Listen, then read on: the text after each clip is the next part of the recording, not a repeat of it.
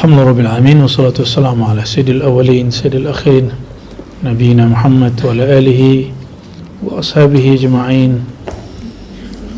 Allahumma akhrijna min zulumatil wahmi wal jahli ila al ma'rifati wal ilmi amin rabbal alamin.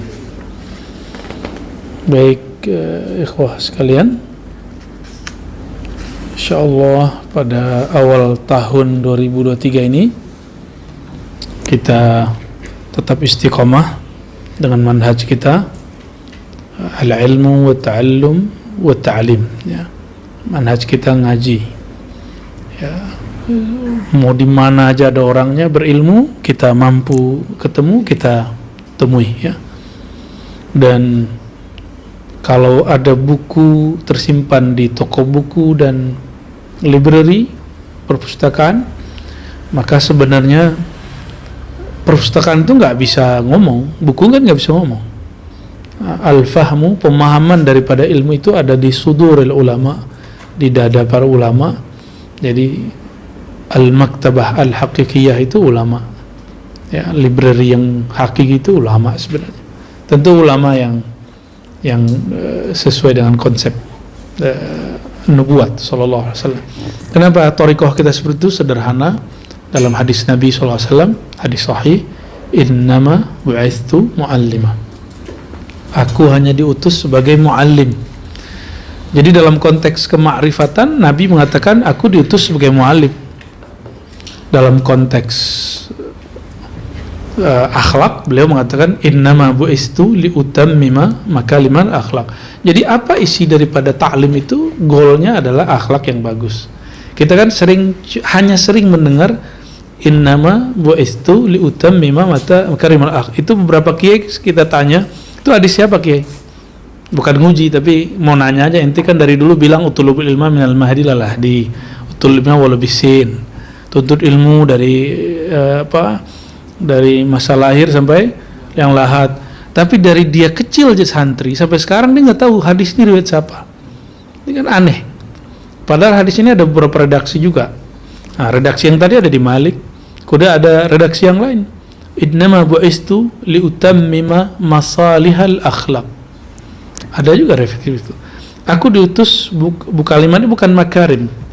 Kalau makarim, kalau terjemahan kita kan akhlak mulia. Terjemahannya lebih dari itu. Makarimal akhlak itu akhlak pemurah, akhlak mengalah. Mengalah ujungnya menang. Nah, itu makarimal akhlak, ya. Itu makarim. Makarim itu tidak pernah membalas keburukan dengan keburukan yang sama. Itu makarimul akhlak. Nah, sekarang kita mulai belajar pastinya. Belajar dulu membalas orang yang ketus dengan senyum gitu, bukan nyengir. Pintunya ditutup aja, ya. Walaupun nanti orang-orang hasad, kita senyum dianggap ngejek. Nah, itu urusan dia, ya. Tapi semua itu tidak akan permanen kalau tidak dimulai dengan apa yang beliau katakan, kun aliman au muta'alliman, ya. Hendaklah engkau menjadi orang yang alim atau muta'allim, ya. Orang alim itu otomatis dia akan mengajarkan ilmunya, baik lewat kalamnya ataupun lewat amalnya, ya. Mana mungkin ada orang alim kalau nggak belajar dulu? Pasti dia belajar dulu. Maka kun aliman, jadilah engkau orang alim. Prosesnya panjang, ya.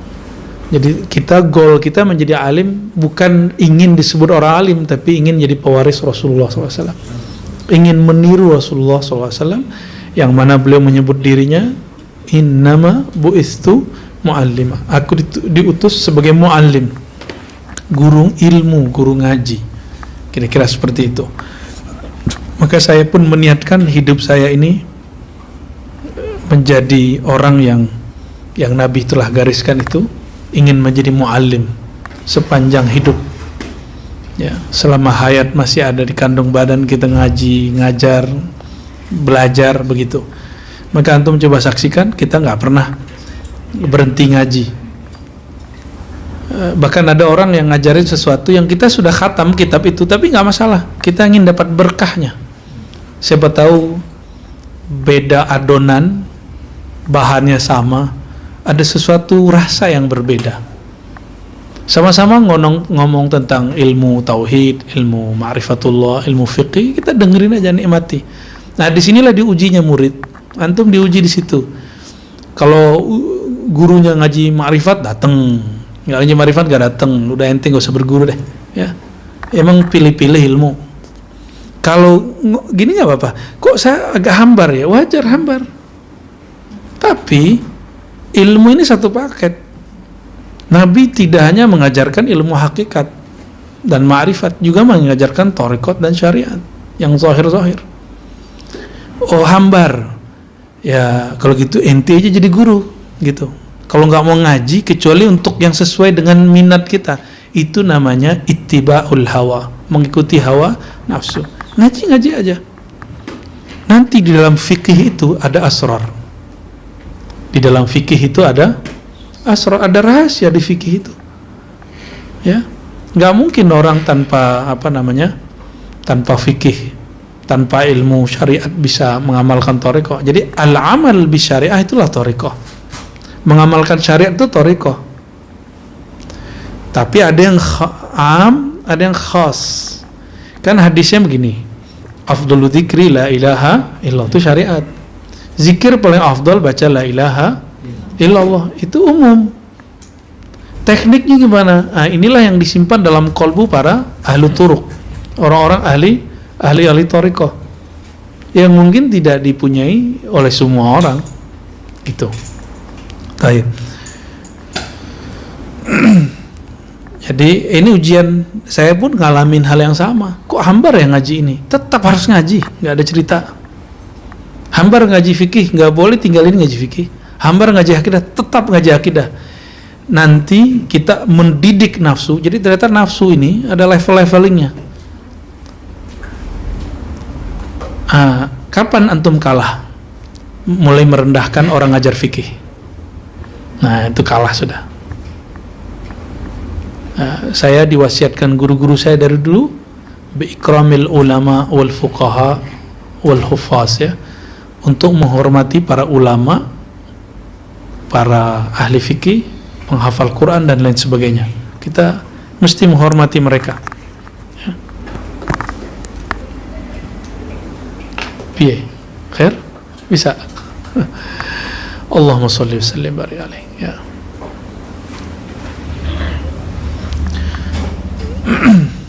Sebelumnya kita membahas tentang al-murid khatir, ya. Ada khatir Rabbani. Ini kitab Al-Inbah, karya Sidi Syekh Muhyiddin Ibn Arabi, ya. Kita membahas sebelumnya tentang khatir, lintasan yang masuk ke dalam kolbu. Ada yang dari Allah, namanya Rabbani. Itu dia sekelibet saja dan pertama. Makanya seorang ahli zikir biasa dia dalam zikirnya isyarat pertama itu yang dari Allah. Yang kedua mungkin dari malaikat. Kalau yang tiga biasanya nafsiyah diri. Berikutnya adalah syaitan. Ya, berikutnya adalah syaitan. Ya. Ciri-ciri dari Allah, dia berisi ma'rifat. Ciri-ciri dari malaikat berisi biasanya zikir-zikir, ibadat-ibadat, atau firasat-firasat. Ya, wah ada Lora Ali nih, baru dari kampung kayaknya nih, ya.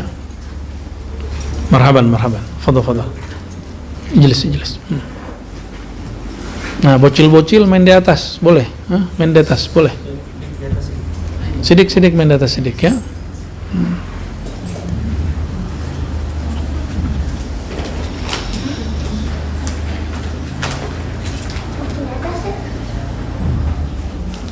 Di sini ada definisi yang menarik. Kalau Rabbani isinya ma'rifatullah, ilmu, asrar. Kalau nafsi nggak ada baiknya, nggak ada buruknya. Jadi dia tergantung nafsnya sudah sampai nafs mutmainnah atau belum, jiwanya sudah mutmainnah atau belum. Kemudian ada khatir syaitani ini pasti syakawat, Jadi bisikan tapi ujungnya adalah sengsara akhirat, dunia akhirat bahkan. Nah, semua khatir-khatir yang bertentangan dengan syariat Allah itu adalah khatir syaitan.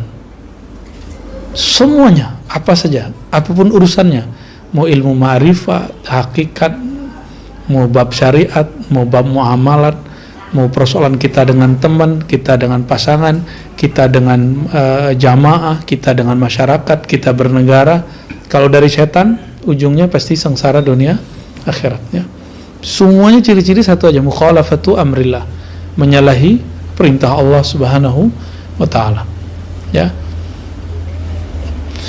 Oke, kita masuk ke al-murid hakiki, tapi ini juga sudah kemarin. Murid hakiki itu la yakunul murid muridan hatta yakuna muradan. Murid itu enggak sah disebut murid. Murid itu orang yang berkehendak mengenal Allah sampai dia menjadi murad. Murad itu Allah lah yang mengenalkan diri kepadanya sehingga dialah yang dikehendaki Allah. Jadi murad itu orang yang dikehendaki Allah. Ya, hadisnya dalilnya surah Asy-Syura itu ya. Allahu yajtabi ilaihi may yasha. Allah lah yang memilih hamba mendekat kepadanya. Jadi hamba itu dipilih oleh Allah. Karena Allah menghendaki si hamba, maka Allah lah yang berkehendak kepada hamba. Hamba disebut murad. Disebut dengan muradun, ya, yang dikehendaki. Betapa nikmatnya kalau kita dikehendaki Allah, dipilih oleh Allah Subhanahu wa taala untuk kenal Dia. Ya. Tapi murid itu mengamalkan syariat dan thariqat. Murad itu sampai kepada hakikat. Kalau dia sukses sampai ke ma'rifat al-Muhammadi, mengenal ma'rifat yang diwariskan Sayyidina Nabi sallallahu alaihi wasallam. Jadi sampai hakikat belum lolos antum. Iblis itu ahli hakikat. Makanya tauhidnya keren sekali. Cobalah lihat dialog-dialog iblis. Itu luar biasa. Lihat doa-doa iblis mustajab. Jadi kalau mau jadi mustajab cukup jadi halal haqaiq. Tapi bisa jadi makbulnya doa itu bukan nikmat tapi istidraj. Istidraj ini tambah pemberian, tambah songong dia, tambah sombong dia, tambah amal, tambah sok suci dia, tambah keramat, tambah bodoh amat dia. Kalau sampai kepada ma'rifat, dan ma'rifat pintunya cuma satu, la nabiyya ba'di, selesai. Tidak ada nabi selain aku, kata Nabi Muhammad SAW. Maka mustahil seseorang usul kepada al-ma'rifat al-ilahiyah kecuali min babil Muhammadi, dari pintu Sayyidina Nabi SAW. Ya. Dan antum hari ini coba lihat, Nabi SAW mengatakan, aku kota ilmu, pintunya siapa? Sayyidina Ali. Maka ke depan ini bukan hanya mulai dari sekarang, woi, ente namanya Ali. Akan banyak orang-orang yang menuduh pencinta zuriat Nabi itu Rafidah, Syiah. Karena dia nggak ngerti usul akidah, pokok-pokok akidah itu nggak ngerti, nggak mengerti. Padahal ini hadis sahih, tapi oleh mereka didhaifkan, bahkan dianggap sebagai hadis palsu. Bagaimana tidak? Nanti ujung akhir zaman Imam Mahdinya min waladi Fatimah. Ahlu bait zuriat Nabi bukan zuriat batin, tapi zuriat zahir dan batin. Boleh antum ngaku wali 1000 tingkat, oke. Tapi Al-Mahdi hanya zuriat Nabi SAW. Ya bisa kita. Ya, kalau enggak zuriat Nabi, zuriatnya harus zahir dan batin. Oleh karenanya, cinta hubul habaib ini nanti akan jadi bulan-bulanan orang-orang yang nasibiyah, kelompok yang menghina hakikat Sayyidina Muhammad sallallahu alaihi wasallam, ya. Sudah mulai ada yang nuduh-nuduh saya Syiah, ya. Oh itu nggak beradab sekali lah, Syiah loh gitu, macam-macam, ya. Jadi dia nggak ngikutin ngaji kita, berarti dia taunya cinta Ali Syiah. Oh, dia nggak ngerti hadis Imam Muslim, kata Nabi SAW, man ahabbaka fahuwa mu'min wa man abghadaka fahuwa munafik. Hadis Muslim tuh, hati-hati tuh. Muslim ahlu sunnah apa Syiah? Imam Muslim, Bukhari, Muslim itu ahlu sunnah apa Syiah? Ahlu sunnah. Beliau muradkan siapa yang cinta engkau mukmin, yang murka kepadamu munafik. Kecuali ijtihad sahabat, itu urusan mereka. Mereka tidaklah saling benci, mereka hanya ada kemarahan politis, tapi mereka tidak membenci secara zati. Ya. Maka perhatikan aja, tidak ada ilmu-ilmu thariqah, ilmu syariat, mazhab yang bertahan kecuali dia punya sanad kepada ahlul bait, ya, radhiyallahu taala anhum. Ya. La yakunul muradan, seorang yang murad ini nggak akan jadi murad usul hatta yakuna muridan, sehingga dia benar-benar menjadi murid, benar-benar menjadi murid. Artinya apa? Antum nggak akan sahih ilmu ma'rifat dan hakikatnya kecuali menjalankan minimal mentasdik syariat. Kalau belum sanggup menjalankan semua, nggak apa-apa. Katakan, ya Allah, aku sedang berusaha. Yang penting aku tidak pernah mengingkari syariatmu. Ya. Pelan-pelan kan dikasih amalan thariqah banyak sama guru, kan belum sanggup semua kan? Belum sanggup semua kita ngamalin. Itu hadis doa aja di Sahih Bukhari, Muslim berapa yang belum kita amalin. Dikumpulkan oleh Imam Nawawi, kitab Al-Azkar setebal ini. Udah berapa antum ngamalin itu? Kan belum. Ya, satu aja kadang lupa-lupa, ya kan. Pengennya jalan pintes mulu. Khair, enggak masalah, ya. Ya. Pak Asyam udah iya katanya. Ya.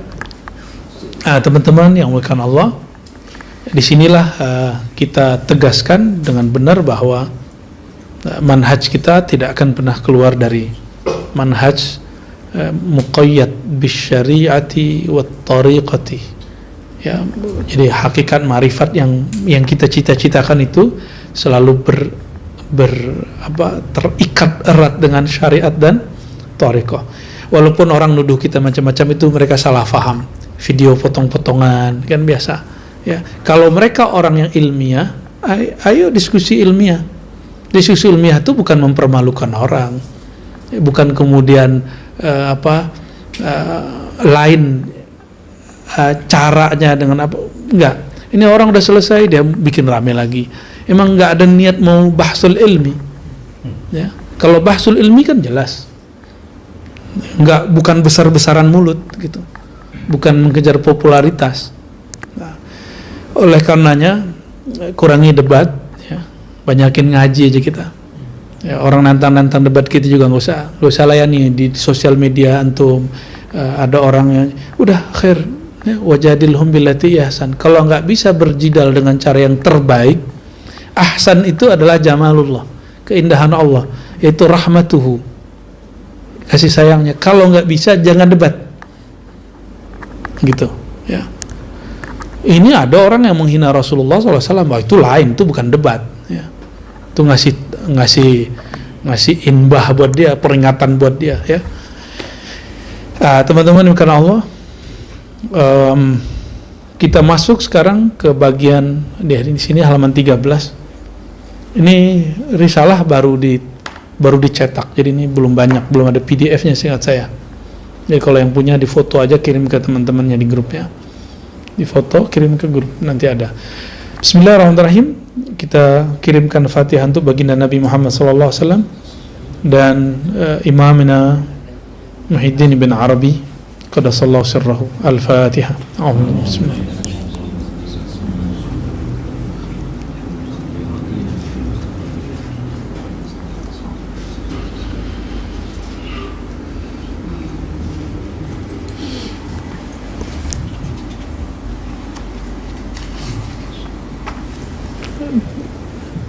Oh bukan, ini halaman 15, sorry ya. At-tariq ilallah tariqani. Jalan kepada Allah ada dua. Sebelumnya kita bahas ini ya. Belum selesai kan? Di ribat? Belum, baru di tengah kan? Ya. Jadi jalan kepada Allah itu ada dua. Ada jalan sebelum mencapai kesadaran bertuhan, namanya thoriq qoblal wusul. Ada jalan yang ditempuh oleh orang-orang yang sudah mencapai kesadaran bertuhan. Jadi orang yang sudah wusul, dia terus berthoriqah. Ada thoriqat lanjutannya. Nah, nggak boleh berhenti. Nah, ini kawan-kawan biasanya, apalagi di beberapa zawiyah, kalau sudah dapat gelar syekh atau mursyid, atau diperintahkan mimpin surau mursyid, atau macam-macam istilahnya, badal talqin, wakil talqin, udah nggak mau riyadhah untuk murid, dia nggak. Ini dia gagal, berarti gagal memahami, ya. Kan tujuan kita dawamul ubudiyah ilallah zahiran wa batinan, dawam berubudiyah kepada Allah zahir batin, sehingga muncul kesadaran menyembahnya seakan memandangnya, jika tidak merasa berintai-intaian dengan dia, ya. Berintai-intaian dengan Allah itu dalam babul jalal muncul rasa takut, tapi bukan takut gelisah, takut tapi enak, takutnya ini enak. Dan yang kedua al-jamal. Nah, ini muncul rasa rindu, syauk, rasa rindu. Nah, ini yang bikin orang saker, mabuk. Jadi kalau ada orang belajar zikir mabuk, ini tidak lagi masuk ke bab syauk fi jamalillah. Cuma lewat gurunya lewat Sayyidina Nabi sallallahu alaihi wasallam. Nah, thariqah qoblal wusul itu thariqah yang sudah banyak dibahas oleh para imam kita. Misalnya As-Sarraj, ya, dalam kitab ilmu tasawufnya dia disebut maqamat sufi. Kemudian juga ada Imam Ghazali, sebelum Ghazali ada Abu Talib Al-Makki, Qutul Qulub. Itu semua menunjukkan maqamat atau hal-hal tahapan yang mesti dijalani sebelum orang wusul. Begitu juga Imam Abul Qasim Al-Kushairi, ya. Setelah wusul, itulah kalau antum baca kitab Fathur Rabbani, Syekh Abdul Qadir Jilani, itu kalau belum ada kesadaran bertuhan nggak paham tuh baca kitabnya. Jadi kalau baca kitab itu tasdik aja, ya, sahih, udah gitu aja, ya. Kitab Ghazali itu dibagi makomat sampai ridho ikhlas khair. Tapi kalau sudah masuk bab tauhid, lalu dia bicara tentang fana, itu adalah bab ba'dal usul, ya. Jadi di sini ada zullah, menghinakan diri. Nah, maka taubat itu menghinakan diri, itu sebelum usul. Semuanya karakter ibadah. Faqr, merasa memerlukan Allah, membutuhkan Allah. Haja, ittirar ini hanya mengadu kepadanya, dan kita kejepit. Nah, ittirariyah ini manhaj kepepetiyah. Biasanya orang kalau udah kepepet itu doanya mantap, ya. Marhaban Buya Al-Batikiyah. Buya Asfi hari ini lagi pakai baju batik, baju ahli bid'ah. Marhaban Buya, fadal Buya. Ni'matil bid'atu hadhihi, ya. Terus ada tamaskun, hidup sederhana. Sederhana itu bukan berarti miskin. Sederhana itu antum kalau buang sampah, kalau bisa buang sendiri. Tapi namanya kadang teman kita berebut khidmat, ya. Ini kasih tahu. Jangan hanya khidmat ke guru. Khidmat juga buat teman. Teman kita nih mau buang sampah, dia lagi nggak konsen. Ambilin sampahnya, kita yang buangin. Teman kita kehausan, maklum orang kurang minum, fokusnya gak beres. Kita ambilin, kita anterin buat dia. Itu namanya khidmat lil ikhwan. Jadi dalam thariqah itu ada adab ma'al ikhwan, adab kepada sama santri, sama murid.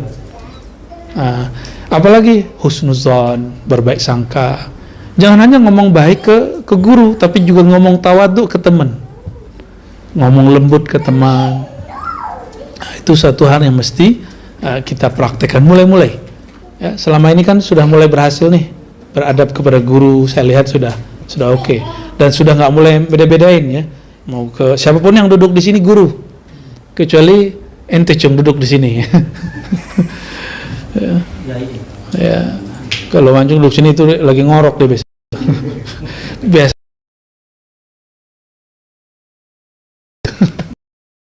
Salatin. Baik. Merendahkan diri. Itu menjadi kepatuhan. Kapan tubuh ini akan ngikut kepada kolbu? Kalau kolbu mengikut kepada yang membolak-balik kolbu, baru dia tunduk. Jadi ternyata setiap hari itu tubuh berkalam. Wahai kolbu, wahai lisan, wahai mata, semua dia ngomong. Cuma yang dizahirkan Nabi dalam hadis tentang di hadis Tirmizi bahwa anggota tubuh berbicara ke lisan. Wahai lisan, kami itu garansi keselamatannya, insurannya ada di kamu. Kamu jaga-jaga kami ya. Artinya hati-hati kalau berkalam. Sebenarnya itu contoh bahwa anggota tubuh saling berdialog. Apa maknanya? Anggota tubuh ini bukan milik kita, ini aset Allah. Dia hanya kasih fasilitas buat kita aja, dan fasilitas ini akan diambil, dan udah banyak orang diambil sedari hidup. Ya, kita sudah lihat orang yang sudah nggak bisa bergerak, separuh, setengah, dan lain sebagainya. Itu cara Allah buktiin, hei, ini milikku bukan milikmu. Dia ingin ke kanan, dia bergerak ke kiri. Ada kan yang begitu? Gak usah disesali, cukup katakan ya Rob, ini milikmu. Nah, semoga yang belum kena Allah jaga kesehatannya, Allah terbitkan kesadaran ini dalam qalbunya. Amin ya rabbal alamin ya. Nah, adapun at-tariqul ladzi ilaihi ba'dal wusul la yakhlu sahibuhu imma ayakuna warithan fayaslukahu bi awsafir rububiyyah min al-amri wan nahi والعزة والتنزيه والكبرياء والهداية والتعليم والحنان والرقة والغلظة والشدة والقهر وإن كان غير وارث فبالتسليم والتفويض ونفي الأوصاف والبقاء مع الله على بساط المشاهدة والسكون تحت تصاريف القدر من غير اعتراض. Nah, ada dua jenis orang yang sudah wusul. Jika dia pewaris keilmuan Nabi SAW, ya, maka ini tipe pertama, berarti dia muallim, dia guru. Tapi kebanyakan orang kan bukan waris, bukan muallim ilmu ini, berarti dia yang kedua, ghair waris. Kalau dia seorang yang pewaris keilmuan rohani, ilmu ma'rifat hakikat, apa yang mesti dia kemudian lalui? Ini coba lihat, jangan salah terjemah. Fayaslukahu, maka dia akan menempuh bi awsafir rububiyyah, dengan atribut-atribut ilahiyah rububiyah, bukan ilahiyah. Saya ulangi terjemahannya, awsafir rububiyah, bukan awsafil ilahiyah. Bedakan Rabb dengan rububiyah, Rabb dengan Rabbani. Rabbun itu Allah, rububiyah itu karakter yang dipinjamkan kepada kita. Ini bukan bab akidah, bab ilmu kalam. Di ilmu kalam rububiyah, Allah pencipta. Kalau di Wahabi, tauhid rububiyah itu tauhidnya orang ahli kalam, ahli filsafat dan sufi. Kalau tauhid mereka lengkap, tauhid uluhiyah. Nah, kita nggak bicara bab itu karena istilah itu justru keluar dari mustalah Qur'ani. Di Quran, orang yang dipuji itu orang bukan yang ngomong ilahuna, tapi mengatakan Rabbuna. Ya. Masih ingat ayatnya? Innal ladzina qalu Rabbuna Allah thumma istaqamu fala khaufun 'alaihim wala hum yahzanun. Itu dua surat loh ngomong begitu. Orang-orang yang mengatakan Rabb kami Allah berarti berrububiyah. Ini bukan rububiyah teori Ibnu Taimiyah yang mengatakan bahwa tauhid rububiyah itu milik filosof non muslim, orang musyrik. Jadi bagi Ibnu Taimiyah tauhid rububiyah itu musyrik mukmin sama. Yang beda nanti mukminnya beruluhiyah atau tidak. Nah, ini kan ala-ala dia menemukan teori itu dan itu dia pakai. Nah, kita nggak menggunakan itu. Kita menggunakan mustalah Qur'ani bahwa kata Rabb lebih luas daripada yang dikatakan oleh Ibnu Taimiyah, karena Al-Quran itu lebih besar daripada yang dibayangkan Ibnu Taimiyah dan pengikut-pengikutnya ya. Marah-marahlah dia ya. Insya Allah dia kan sudah masuk ke alam lain ya. Insya Allah dia benerin juga ini ya, percayalah dia beginian ya. Ya. Akal kita itu terlalu kerdil untuk mampu memahami Quran yang sangat luas itu ya. Jadi awsaf rububiyah, coba antum punya telinga atau mendengar, mana yang disebut sifat? Telinga atau mendengar itu sebuah sifat. Nah, dalam ilmu akidah dan ilmu zauq, ilmu hakikat, mendengar itu sifat. Dalam ilmu akidah disebut sifat ma'ani. Padahal itu sebenarnya sifat rububiyah, bukan sifat Rabb. Apa bedanya? Kalau sifat Rabb, Allah sama basar, kalam. Di kita Allah tajallikanlah, Allah kasih hadiah itu sifat. Tapi itu bukan sifat, juga jangan disebut Allah. Cukup katakan sifat yang dipinjamkan Allah. Kalau kita katakan ini sifat Allah, ini af'al Allah, itu kan bukan berarti zatullah. Alam ini perbuatan Allah. Alam kan bukan Allah. Ya kan? Nah.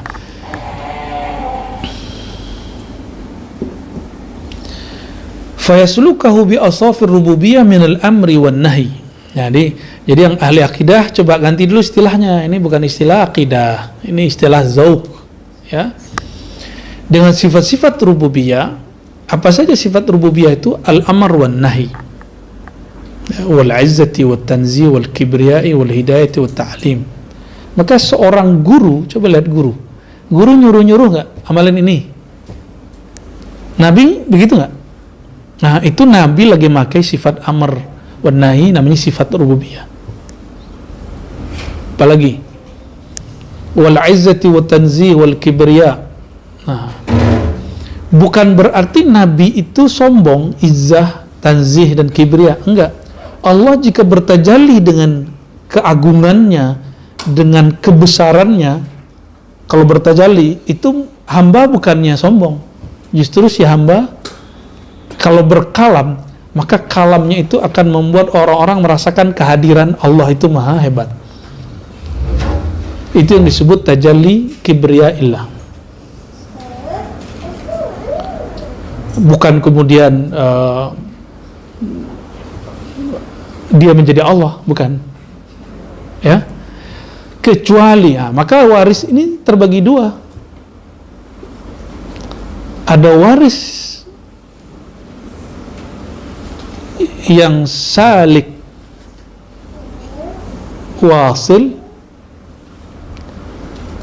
ada waris yang majzub wasil. Apa arti salik wasil? Salik wasil ini dia menjalani dari awal, dia jadi murid, lalu Allah usulkan dia. Sedangkan yang kedua orangnya majzub dan dia usul. Tapi ada seorang guru saya menambahkan satu lagi. Kalau majzub ini kan fana dalam mahabbah. Kalau yang ketiga itu baqa dalam musyahadah, itu malamatiyah. Baqa dalam baqa loh, bukan hal. Kalau hal itu sesekali aja, kadang merasa, kadang tidak. Kalau orang malamatiyah hakiki, aslinya dia kalau Allah ganti sedikit jadi mahabbah, dia jadi majnun dipandang orang. Dia bukan majnun, dia terlihat majnun. Kalau ada orang gila cinta itu enak, nikmat. Asik gak Bang Dok? Lagi mabuk kasmaran itu enak. Maka mabuk dalam cinta kepada Allah itu lebih nikmat lagi, lebih gila lagi, lebih dahsyat lagi. Jadi ada tiga tuh. Pertama apa? Salik wasil. Yang kedua majzub wasil. Syaratnya ada wasil loh. Ada orang majzub nggak wasil. Gimana ceritanya? Ya kejedot otaknya. Kalau majzub biasanya wasil. Mazhab yang mutlak. Kalau mazhab yang muakkad, yang standar, itu enggak. Bukan itu yang kita maksud. Mazhabnya mutlak, kayak Wan Sekhon kalau yang masih hidup. Ya. Dulu Habib Ja'far. Ya. Walaupun beberapa murid-muridnya misalnya mempercayai hanya dia, yang lain dia nggak percaya, itu urusan muridnya. Yang penting kita tasdik kepada. Kenapa kita nggak tasdik? Karena kita nggak ngalamin. Ya, nanti akan masuk ke bagian ini. Ya. Jadi yang ketiga apa? Namanya belum aneh kasih ya. Tadi salik majzub, salik wasil, majzub wasil. Ini apa nih? Itu penamaan di belakangnya. Apa namanya? Ayo Bu ya, kasih nama Bu ya. Inilah sebuah al-arif billah. Al-arif, arif billah. Arif billah ini kadang malamatnya itu nggak mesti seperti yang kita bayangkan. Ya suka-suka Allah lah. Ada yang dia nyamar jadi guru, ada yang nyamar jadi pemimpin, ada yang nyamar jadi apa aja, jadi pedagang, ada yang nyamar jadi pecinta dunia, ada yang nyamar aja kerjaan mereka. Jualan apa dek? Salatin jualan apa tuh? Oh lagi ngajar. Lagi ngajar. Malu. Allahumma salli ala sayyidina. Ini ibnunya Biyazul Asfi ini luar biasa. Kecil-kecil udah bisa ngajar. Nanti dia baca hadis innama bu'istu mu'alliman katanya. Taib. Apalagi hidayah, ta'lim, hanan, riqah. Jika dia tidak salik yang wasil, tapi dia majzub, itu kayak Sayyidina Al-Hallaj. Sayyidina Al-Hallaj, apa yang terjadi pada beliau? Kibriyanya Allah itu berzahir pada dirinya. Bukanlah itu Al-Hallaj yang berkata anak Allah, yang berkata saat itu Allah. Oh Allah bertenasuh dong, enggak. Allah nggak perlu inkarnasi. Jadi ruhnya Sayyidina Halaj itu ketika Allah bertajalli, fanalah kediriannya. Maka Allah pinjamlah. Tapi benarkah ibarat ini Allah meminjam kepada yang dia punyai? Tapi ini cuma ibarat aja. Allah gunakanlah kalamnya Halaj untuk berbicara, akulah Allah. Karena dia sedang fana di situ. Tapi tetap saja ar-rabbu rabbun wal abdu abdun. Hamba-hamba, Tuhan. Itu orang mabuk. Ini antum gak bisa terima. Kenapa hadis Nabi Imam Muslim antum bisa terima? Ketika seorang lagi saker karena barangnya balik, masih ingat? Barangnya hilang, ontaknya hilang di tengah padang pasir, udah bingung kalau jalan. Padang pasir itu kan, bukit-bukit padang pasir itu bisa ganti-ganti per jam. Kalau lagi musim kayak gini nih, musim lagi angin kencang. Udah putus asa, tahu-tahu lagi ketiduran dijilat-jilat apa kata dia? Masih ingat kalamnya? Ini orang lagi majzub. Jadi Nabi sudah kasih kisi-kisi majzub tuh ada. Orang kayak Halaj tuh ada contohnya. Cuma ini dikasih asbabnya onta. Apalagi dikasih yang lebih mulia dari onta, yaitu ma'rifatullah. Apa kata orang ini?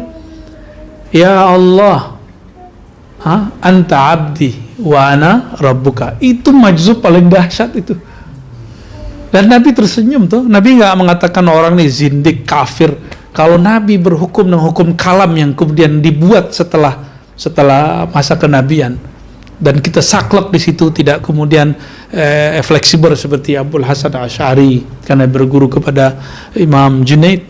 Apa yang terjadi? Mungkin orang akan bilang, oh ini hadis yukhaliful aqidah, menyalahi aqidah Ahlussunnah. Nggak begitu cara memahami hadis. Yukhalif akhlak iya, menyalahi akalmu ya, akidah Ahlussunnah tidak. Ya, karena akidah Ahlussunnah itu ada pakem-pakemnya. Ini bagian yang dia masuk ke bagian yang kedua. Kalau dia bukan waris, fabit taslim wa tafwid. Engkau taslimlah, serahkan hakikatnya kepada Allah, tafwid. Ya. Kita kepulangkan kepada Allah semua.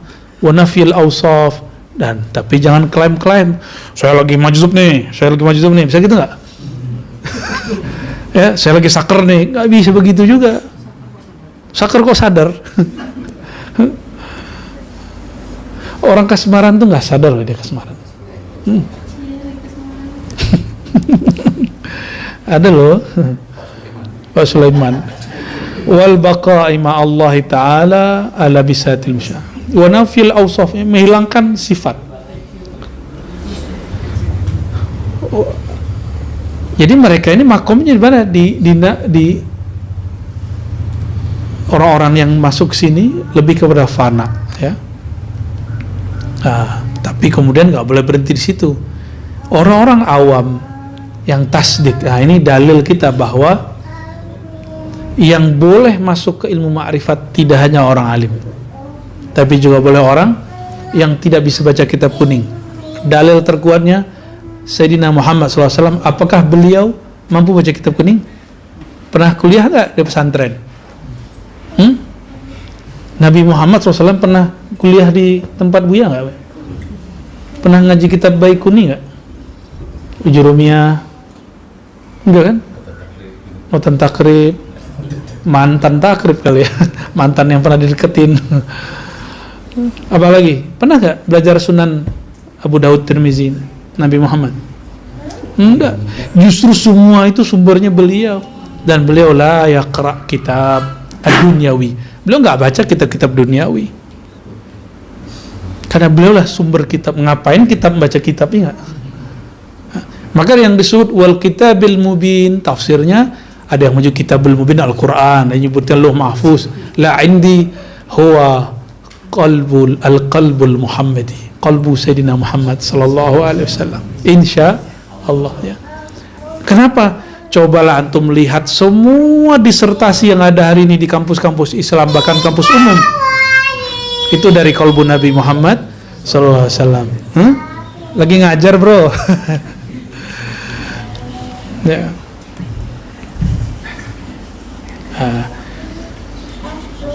Wal baqa ma'allahi ala bisatil musyahadah.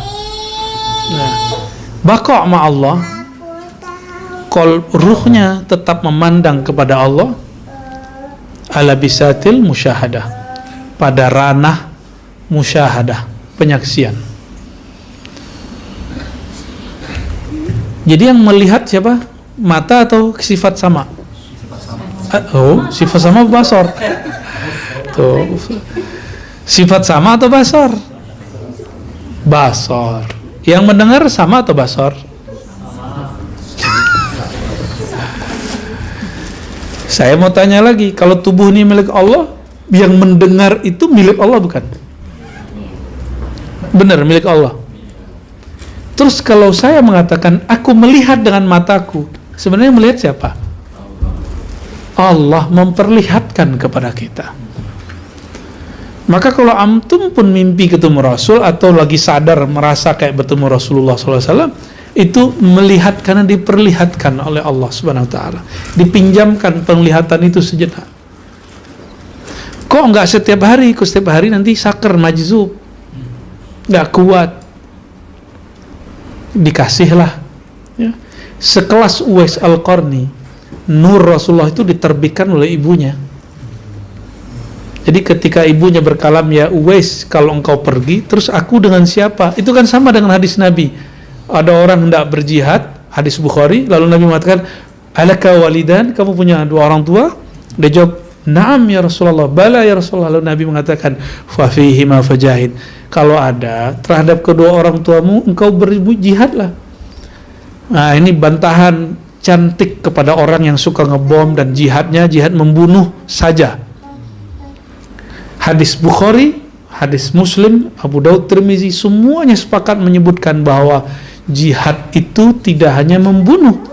Ada jihad berarti ihsan, berbuat baik. Berbuat baik ke orang tua itu jihad. Lebih berat daripada antum jihad ketemu musuh.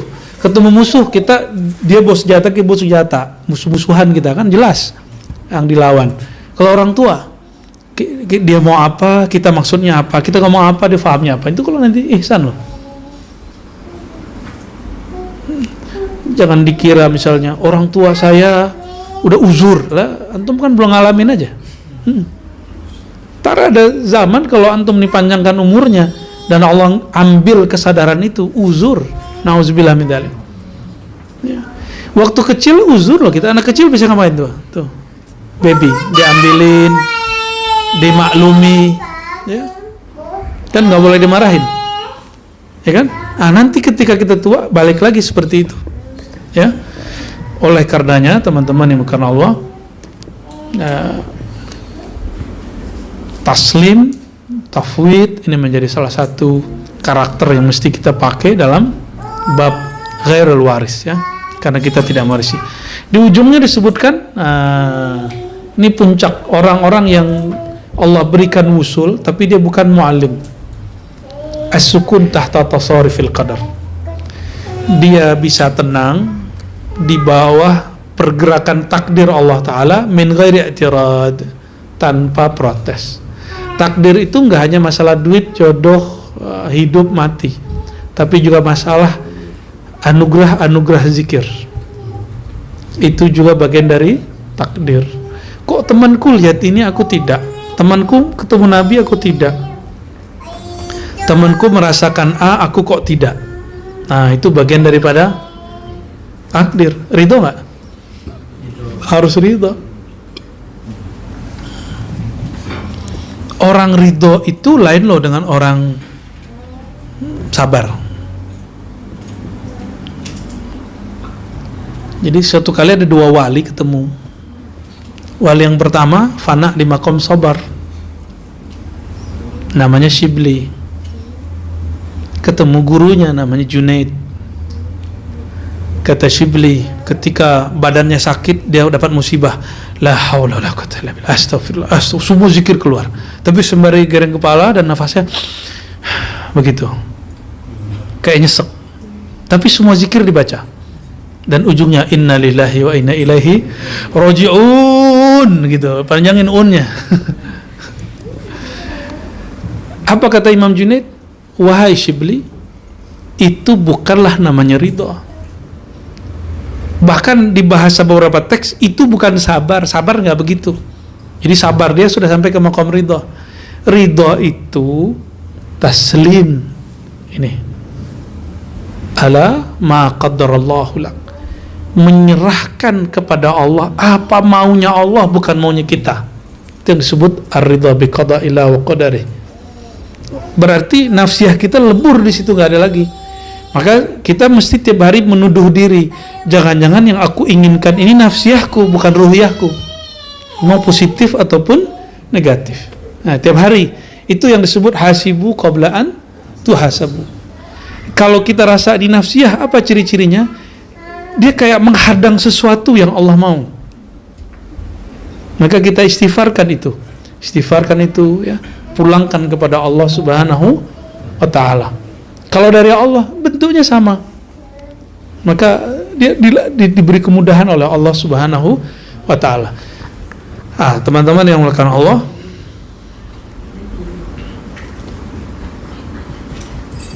jadi wusul, orang usul ini tetap saja dia bersyariat, ya, kalau dia waris. Waris yang mana? Salik yang wasil. Bagaimana majzub? Syariatnya majzub apa? Orang dalam ilmu syariat, orang mabuk diapain? Disuruh sholat.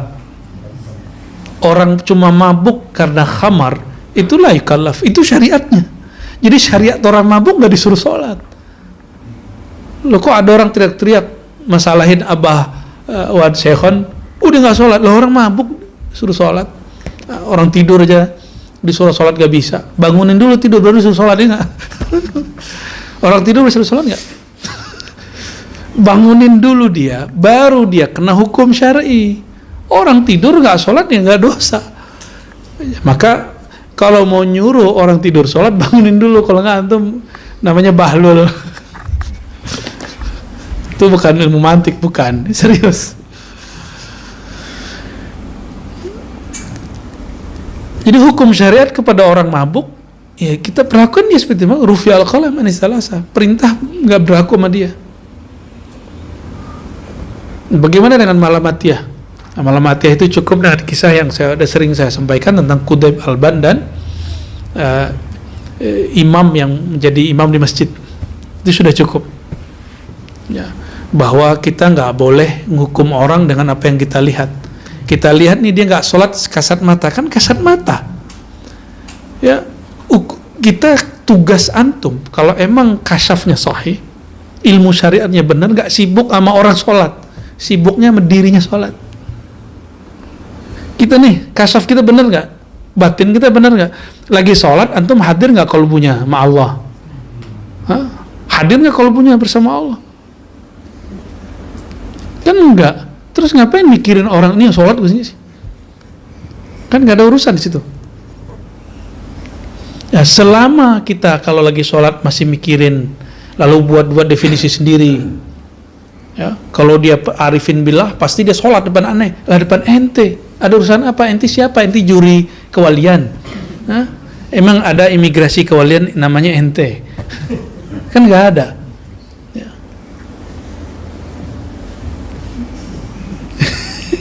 Halo. Mau jadi mu'alim juga ya, mu'alimah ya.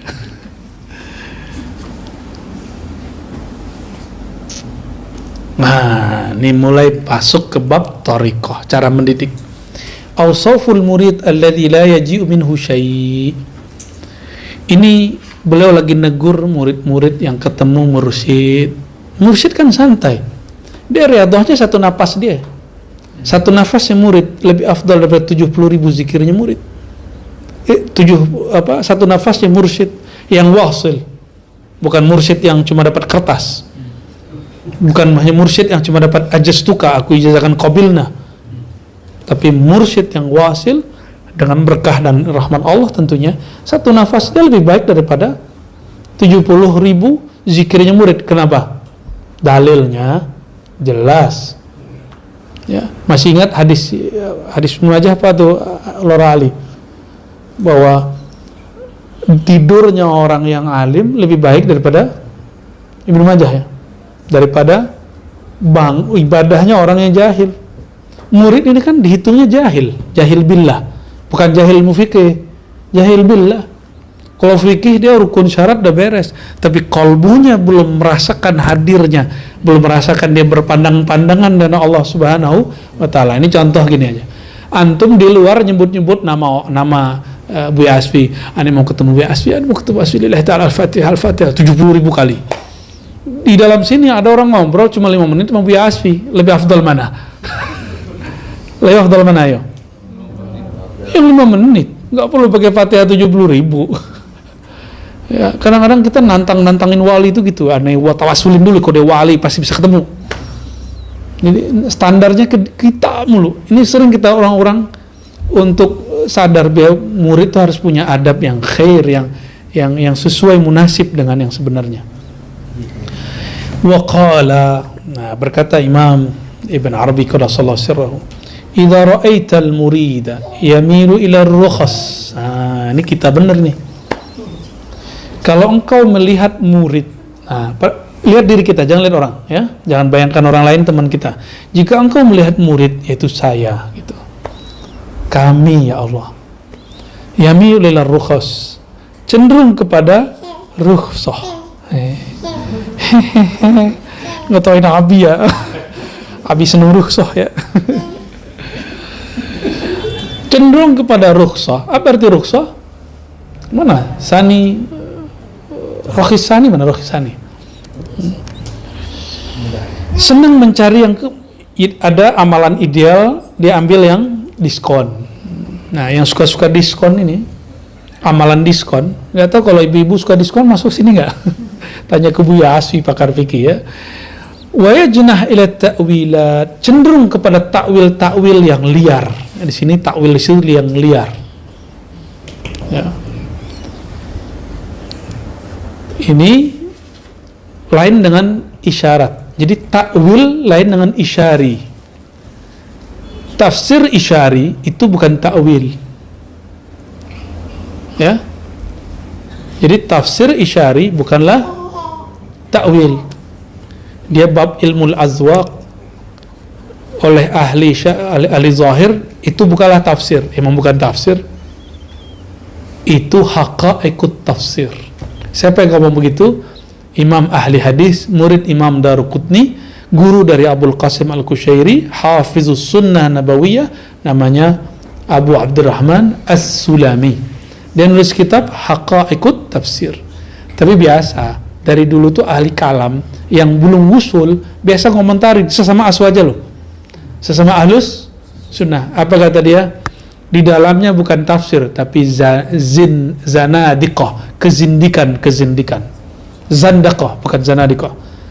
Fiha zandaqah, di dalamnya kezindikan, kesesatan. Dia nggak ngerti disebut sesat. Jadi emang udah karakter dari dulu.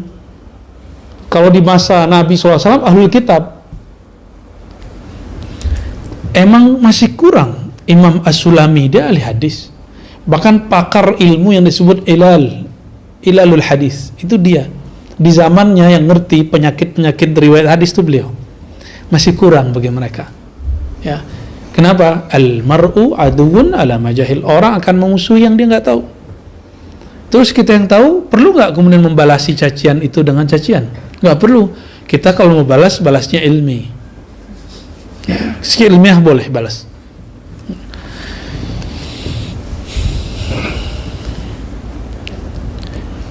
Jadi bedakan yajnah ila ta'wilat, cenderung kepada penakwilan, itu sering mengandai-andaikan makna ayat. Itu lain dengan isyari. Isyari itu enggak. Isyari langsung masuk ke dalam kolbu, dan itu kebenaran yang diperoleh orang yang dapat isyarat. Ya, maka disebut haqaiqut tafsir. Tafsir penjelasan. Yang dijelaskan sebenarnya ini. Ya. Kathir asy-syarih fil umur al-mu'tadah min ta'amin wa syarabin wa syabih dzalik. Ini murid loh ya. Ini murid. Berarti kalau guru boleh takwil enggak? Kalau guru boleh ngambil rukhsah enggak? Sebenarnya guru kalau dia tahu cara kembalinya, tahu cara masangnya boleh. Rukhsah enggak boleh dipakai illa fi maudhi'ih, kecuali pada tempatnya. Takwil tidak boleh dipakai kecuali bi turuqihi al-mushtaritah inda ahliha, ya, al-mutawaffirah, ya, jadi dengan syarat-syarat yang sudah disebutkan para ahlinya. Begitu juga hidup dengan sedang riyadhah tapi makan enak, gimana? Kalau sekarang sih beberapa mursyid sudah mengizinkan, yang penting murid mau zikir. Kita ketemu di Malaysia, jiran kita, alhamdulillah, Allah yahfazu, semoga Allah melindunginya. Doktor, beliau 2 kali doktor PhD, Dr. Jahid, ya, bin Siddiq An-Naqsyabandi Al-Khalidi. Itu murid, kalau aslinya Naqsyabandi, kalau buat suluk 40 hari, muridnya makan daging hanya hari ke-21 sama hari raya dan hari terakhir 40. Nah, di sana suluk 10 hari, murid ada yang dilarang makan daging, nggak bisa zikir. Jadi kalau dia mau tertasbih, daging ya Allah, daging ya Allah, daging. Maka disurveilah, ditanya, khalifah-khalifahnya ditanya. Coba tanya, survei ke murid-murid. Kamu makan daging, nah zikir malam ini. Zikirnya jalan nggak, atau dia ketiduran, atau dia pikirannya gelisah? Ternyata kebanyakan pikirannya tenang dan nggak gelisah. Karena yang dihajatkan sampai. Yang dihajatkan sampai.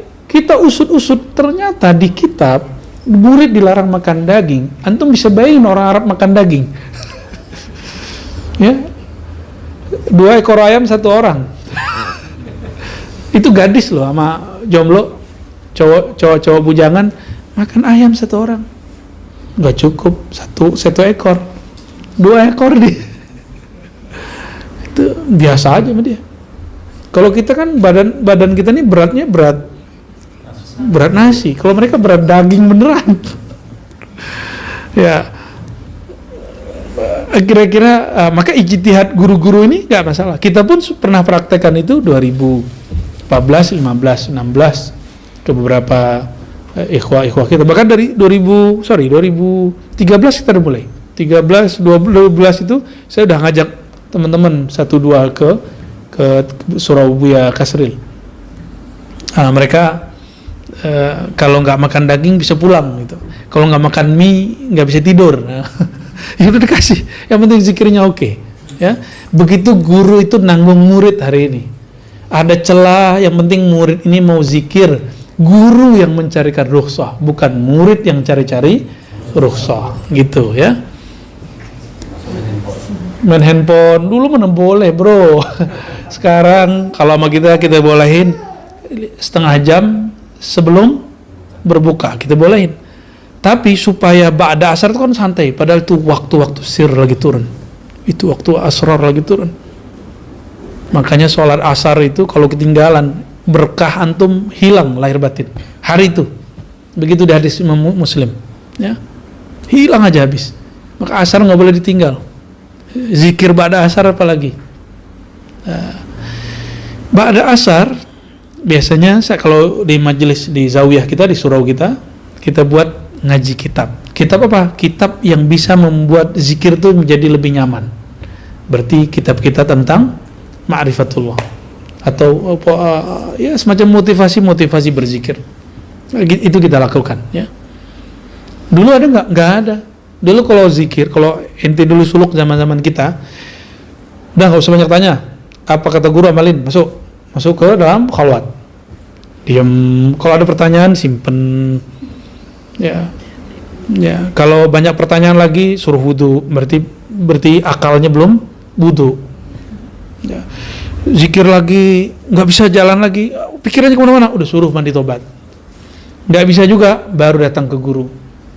Minimal pertama ke khodamnya guru dulu, khalifahnya siapanya. Kalau beres gak usah. Kadang-kadang orang bernafsu ketemu guru. Kalau kami dulu nggak, malah takut ketemu guru. Kenapa? Zikir kita belum lengkap. Ya, mau banyak-banyak protes lah, zikir kita nggak beres, adab kita nggak sempurna. Ya. Jadi kalau suara guru kita mau naik 5 waktu, kita udah ketakutan. Waduh, guru datang nih. Ya. Allahumma sholli wa sallim barik alaih. Jadi untuk murid idealnya apa? Tidak banyak katsirus syarih fil umuril mu'tada min ta'am wa syarab wa syibidalik. Enggak banyak-banyak untuk urusan makan minum. Saya rasa Buya Zul Asfi sudah kaji di kitab Sya'rani ya, Imam Sya'rani tentang adab-adab dalam berkhalwat, yang ngurangin makan, minum, tidur dan kalam ya, pikiran. Daiman nazari ila zinatid dunya. Tidak juga diperkenankan bagi murid banyak memperhatikan perhiasan duniawi. Atas dasar itulah dianjurkan menggunakan khirqah. Ya, kami kalau suluk pakai udung-udung yang dipakai sudes itu. Cuma aneh orang di kampung itu ya, asal ngomeng aja, asal ngemeng. Kalau Syekh Sudes boleh, kalau kita nggak boleh. Itu orang Arab, antum datang orang Arab ke sini. Ini bukan negeri yang pakai udeng-udeng kemana-mana, bukan pakai khirqah itu kemana-mana. Apa nyebutnya? Betrok atau apa namanya? Semah apa? Ya, itu tradisi Arab Saudi, Hijaz atau Najd. Kalau Mekah Madinah ulamanya pakai serban. Maka serbannya Amaki beda dengan serbannya Yamani. Coba lihat serbannya Habib Umar beda dengan serbannya Abu Ya Said Al-Maliki, Said Muhammad. Lain nggak? Lain. Ya. Coba antum lihat serbannya ulama Banjar itu Makki kebanyakan. Sekarang udah mulai banyak ke Yamani karena Mekah sudah dikuasai oleh Waheboy. Ya, mereka pindahnya ke Yaman sekarang. Jadi pulang-pulang saya lihat serbannya sudah ala Habib Umar. Tapi di Yaman sendiri banyak model serban, beda fam, Al-Attas lain, Al-Habsyi lain, As-Segab lain. Ya. Ada juga Habib yang lucu. Dulu dipakein syekhnya begini-gini doang, maka dia cuma gitu-gitu aja. Nggak perlu ngikutin model. Jadi orang-orang di sana itu pakai serban tergantung gurunya pakein gimana. Ini disebut musalsal, mengikuti gaya guru. Ya. Kalau gaya guru serban aja diikutin, apalagi kolbunya guru, apalagi akhlaknya guru, yang kecil aja diikutin. Kalau sekarang kan kebalik, ya, ya. Serbannya boleh, akhlaknya belum. Ya. Tapi lumayan lagi belajar ya. Guru saya lebih dari separuh pakai kopiah hitam. Ada yang kopiah putih, tapi rata-rata pakai kopiah hitam. Di waktu saya dulu ngaji, Ya udah saya pakai begini lebih sering. Nanti ada saatnya kita pakai udeng insyaallah ya. Sanadnya udah ada insyaallah. Ya. Pakai imamatul Rasul sallallahu alaihi wasallam, mengikuti sunnah Nabi sallallahu alaihi wasallam bukan karena apa-apa. Ini istri saya udah mulai protes nih. Mau boleh katanya. Ya minimal bab taklim ya kan, lagi maulid Nabi masa make ntar kita. Elor ali ya. Ntar ada masanya kita make insyaallah. Ya, yang penting nggak pakai pas di mall, berarti sudah dapat. Ya, izin gak izin kita juga pakai kok. Ya. Kasirul harakah, banyak tingkah. Apa bahasa Indonesianya? Banyak pola, banyak gerak. Orang lagi khalwat, jangan banyak gaya. Apa kata guru, ikutin itu benar tuh. Jadi selevel Ibn Arabi untuk sampai bisa berbicara bab-bab ma'rifat itu belum menjalani ini loh. Mukhtalifil halat ya, jangan banyak kemudian hal. Makanya kemudian beberapa masyayikh tidak menganjurkan murid punya zikir banyak. Apa yang dikatakan guru itu aja. Jadi zikirnya yang dibanyakin sekarang kualitas dan kuantitas dari satu zikir atau dua zikir. Itu santri junior ribat itu Bu ya.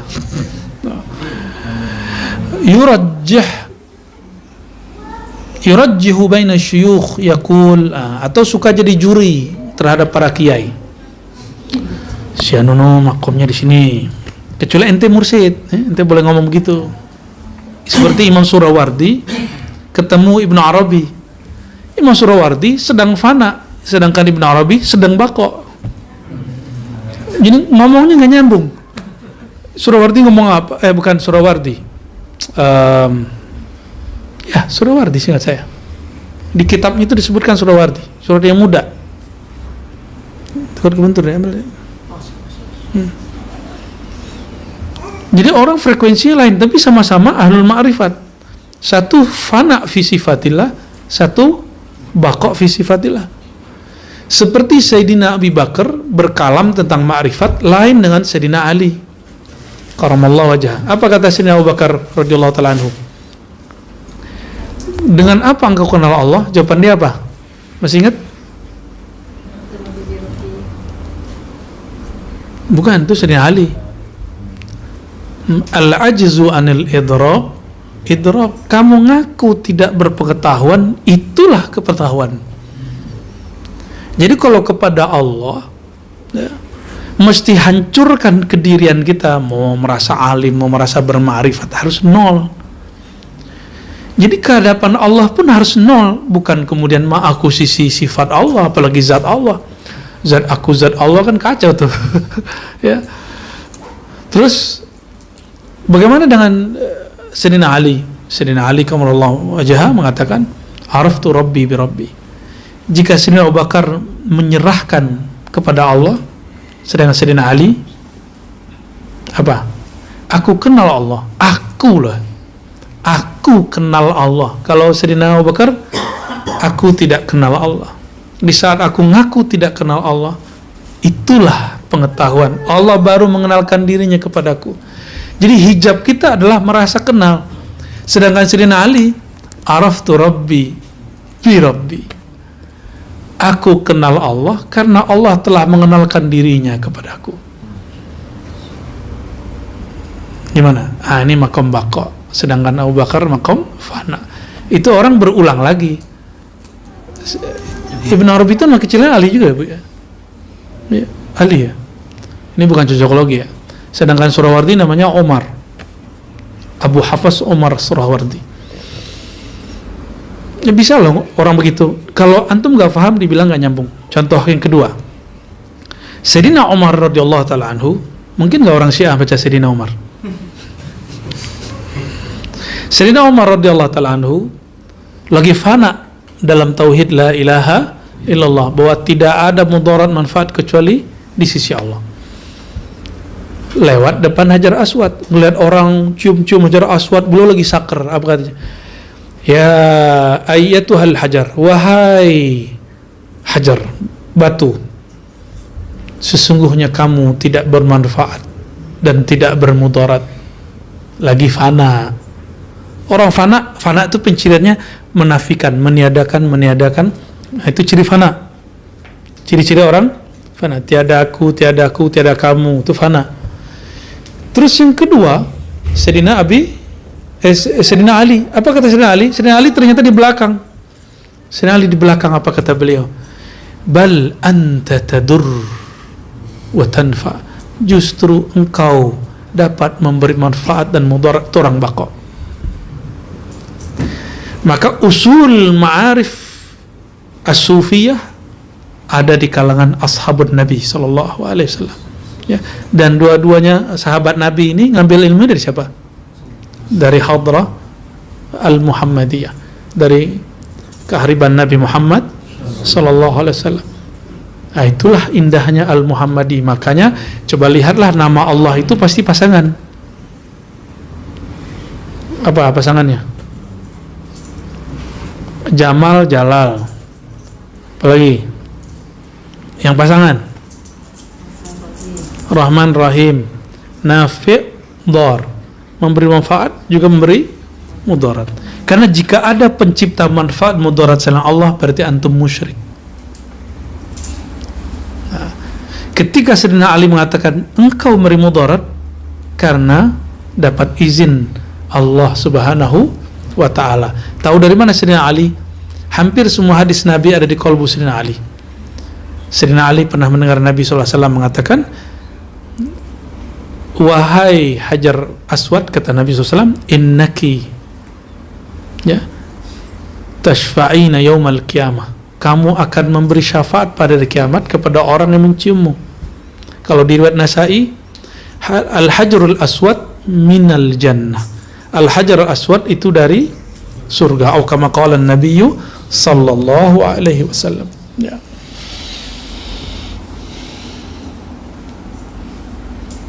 Insyaallah nanti Ramadan kita buka kitab hadis baca sanad, ya, mulai dari awal sampai akhir, online dan offline. Ya, bisa di sini, bisa di mana nanti spot-spotnya kita sampaikan. Insyaallah ngaji, nanti kita tanya ke Buya Asfi, kitab hadis yang mana? Ya Buya. Ya, nanti kan yang baca bukan saya doang. Baca, jelasin dikit, lanjut. Jadi ngambil berkah baca. Jelasin dikit, lanjut. Nah, nanti ada time khusus hanya menjelaskan, mensyarah. Jadi ada dua model. Karena kalau berkah doang, fikihnya, ilmunya nggak dapat, cuma dapat berkahnya. Kalau membaca doang, mensyarah doang, targetnya nggak nyampe. Jadi sekitar mungkin 14 hari atau 15 hari kita akan mulai. Ya. Insyaallah mungkin mulainya sehari 2 hari sebelum Ramadan. Tolong diingetin nanti ya. Dari tim ribat bahwa kita akan buat kajian kitab, terus kajian hadis, ya.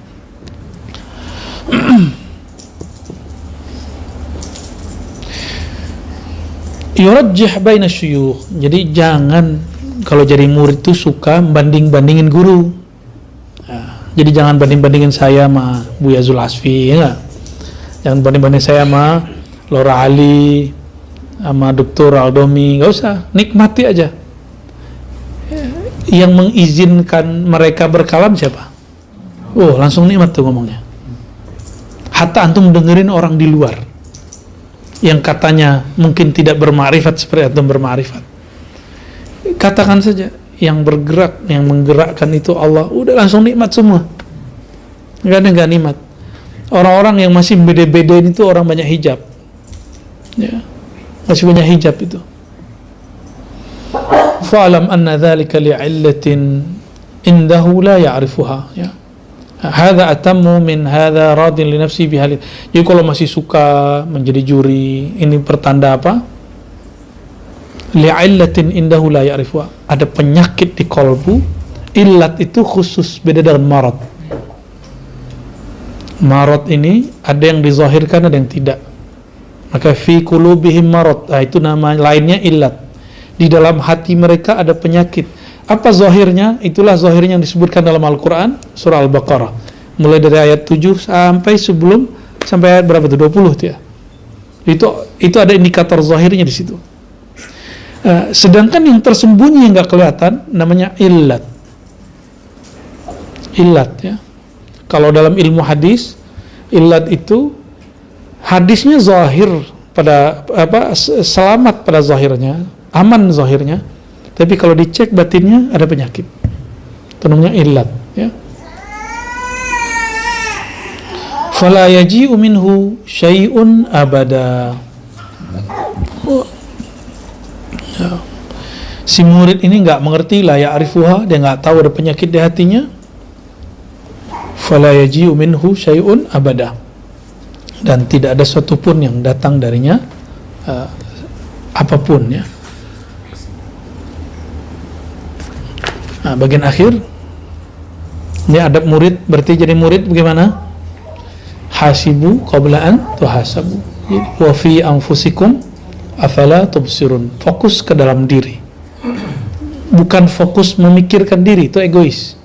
Fokus dengan aib diri, jangan fokus dengan aib orang ya. Banyaklah dulu, ini kan kerjaan kita dulu zaman-zaman masih suwe ya. Ya enggak, udah bertoriko, udah jadi murid ya. Jadi kalau ketemu seseorang merem dulu, makomnya tinggi.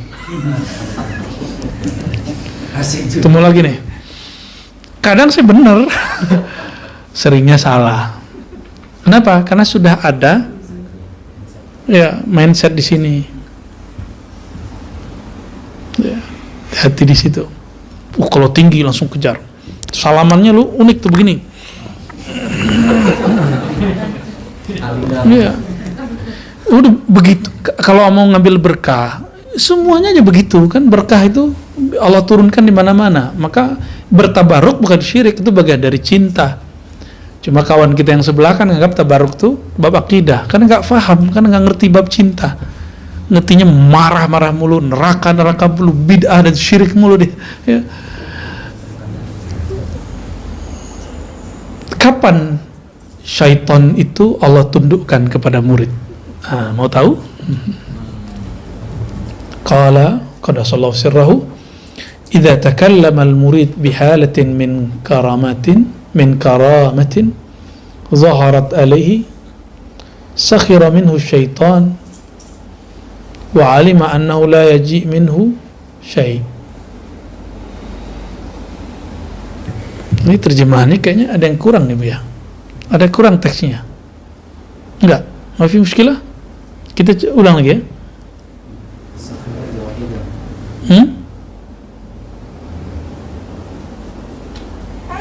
Nah, apabila seorang murid berbicara mengenai satu hal, ini ada syaratnya itu. Hal apa? Min karamatin, dari kemurahan Allah Ta'ala yang Allah zahirkan kepadanya. Karamah bahasa Arabnya, karamah al-hakikiyah adalah al-istiqamah ya. Sakhira minhu syaitan, tunduklah karenanya syaitan. Wa alima annahu la yaji' minhu syai', dan dia sadar bahwasannya itu tidak akan datang darinya sesuatu pun. Kif? Sahih enggak? Nanti biar dibenerin sama Buya ya.